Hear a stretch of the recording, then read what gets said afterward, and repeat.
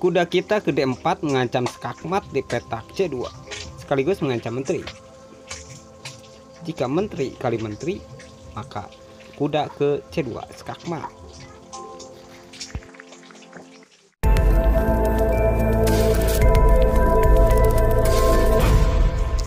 Halo pecinta catur, selamat datang kembali bersama Logai Kreator. Di video kali ini kita akan membahas balasan hitam yang dapat menang cepat saat putih membuka permainan ke E4.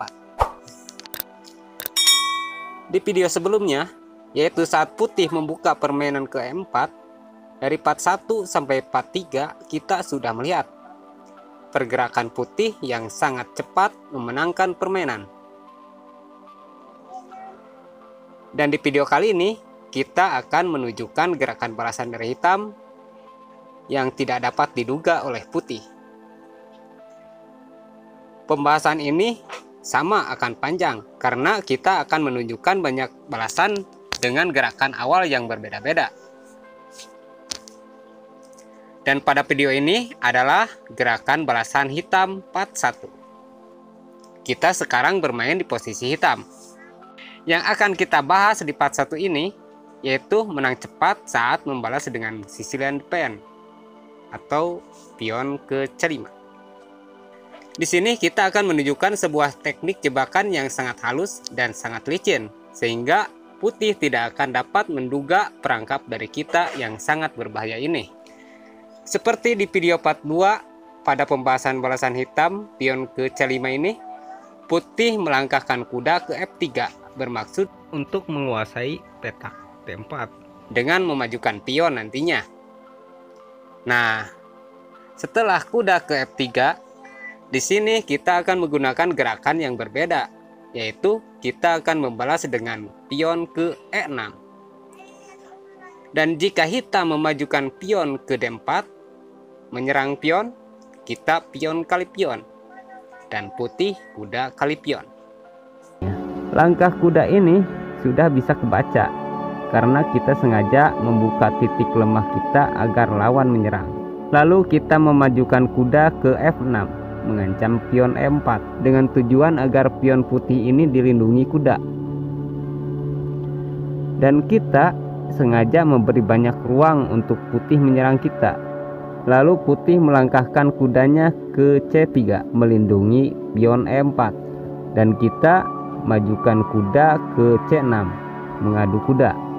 Putih ini tidak akan mau mengadukan kudanya, tapi pastinya meneruskan serangannya dengan melangkahkan kudanya ke B5 dan kita abaikan saja kudanya.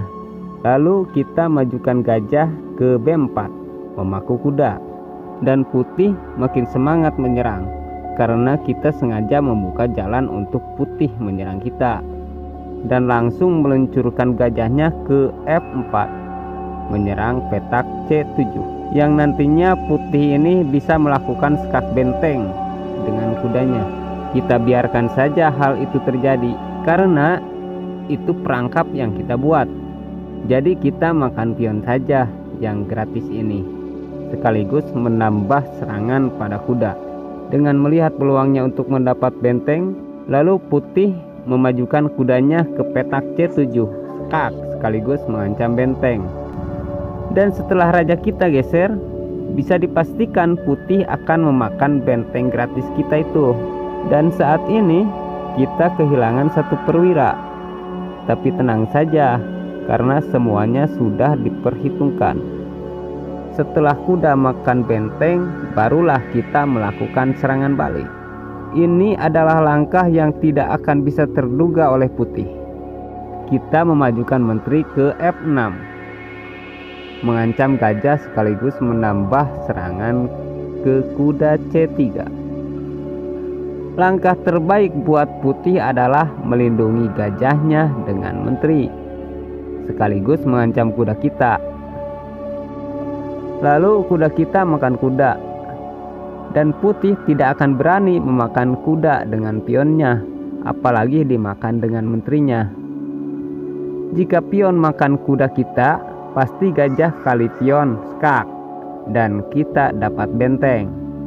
Jadi langkah terbaik putih memundurkan gajahnya ke D2 dan mengajak pertukaran menteri. Lalu kita jawab dengan memajukan kuda mengancam skakmat di petak C2 sekaligus mengancam menteri.